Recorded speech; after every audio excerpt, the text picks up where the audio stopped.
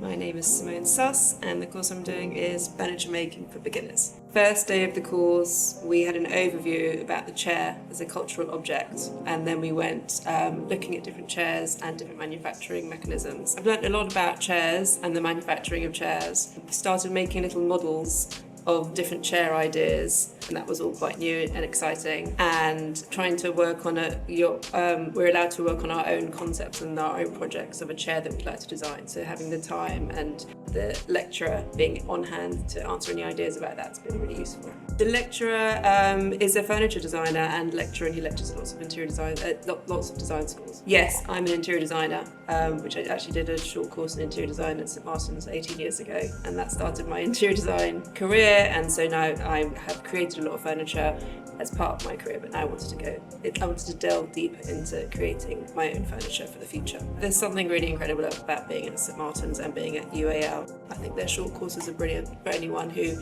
has a career and isn't sure about the next step, wants to try something creative.